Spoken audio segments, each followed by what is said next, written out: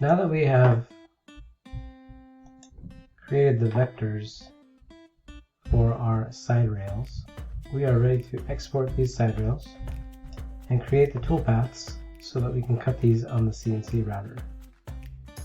So with the image of the side rails hidden, I'm going to select everything and I'm going to group the objects so I can click off and click back on, and they're all one object.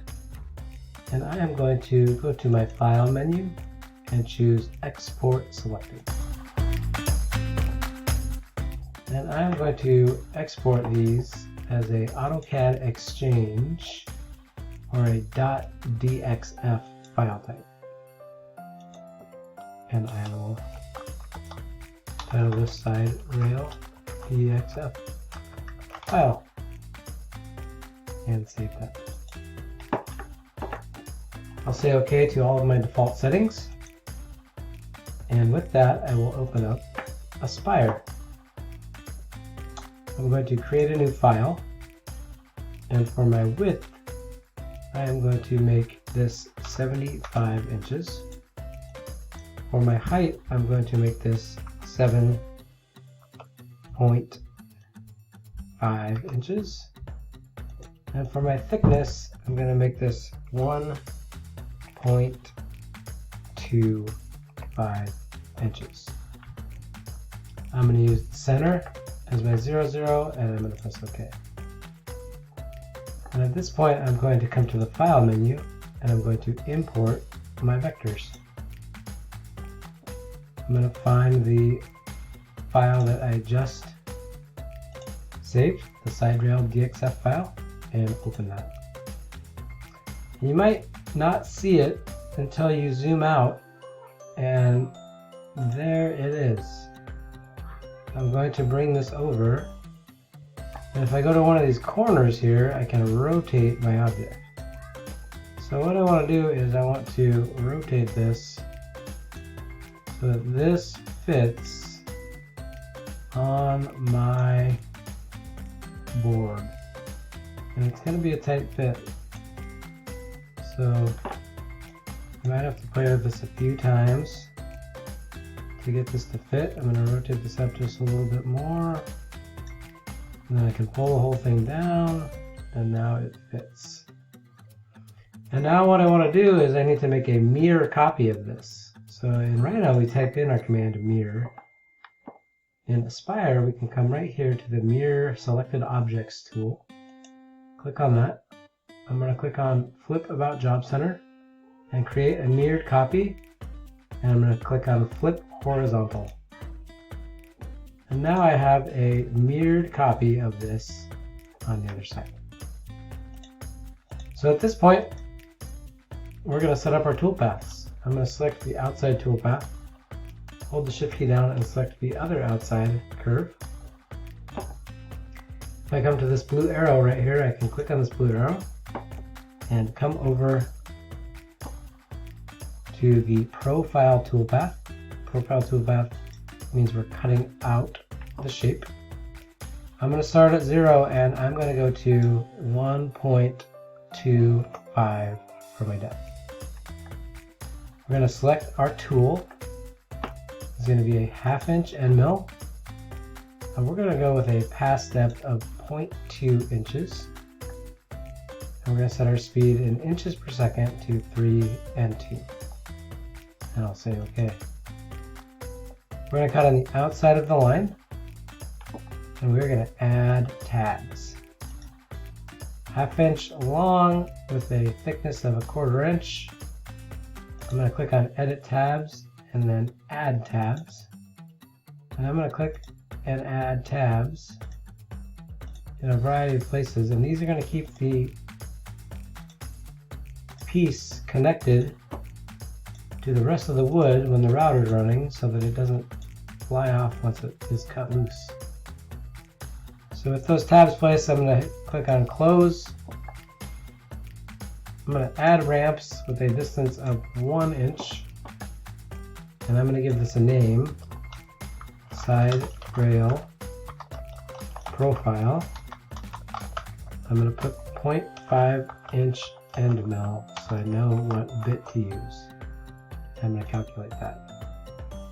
At this point we can preview the selected toolpath and you will see that it is connected. And we've got a place in each corner, right in the center, to put a screw and hold this down to the table. I'm going to go back to my 2D view tab here. Now I'm going to select all of these.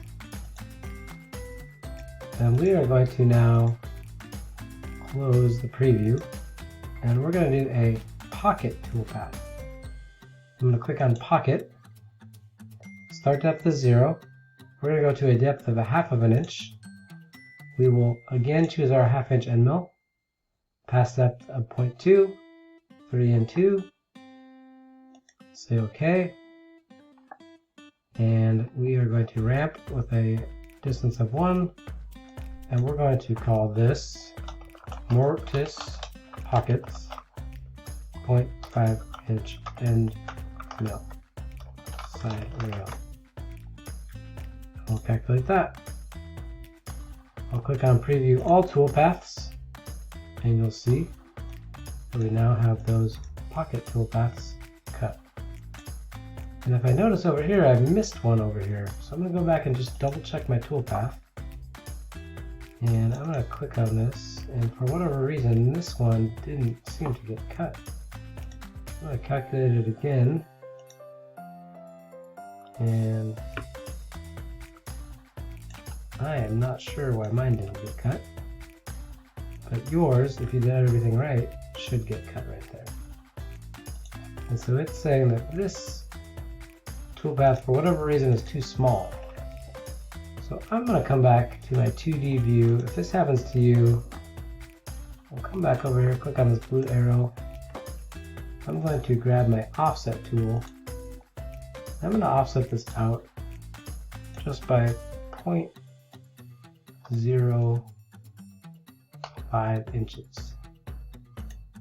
Offset that out. I'll delete that inside one. And now I'm going to come back to my toolpaths. I'm going to close this. I'm going to double open this. And I'm going to add this by holding the shift key down.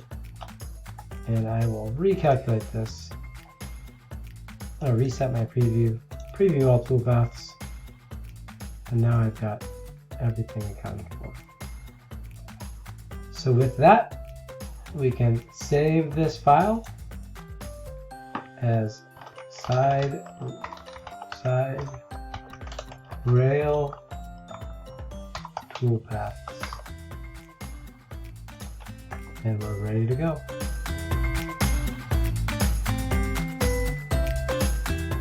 Once we've saved the file, we can come and click these two toolpaths together. We're going to save the toolpaths. It's separate from the file.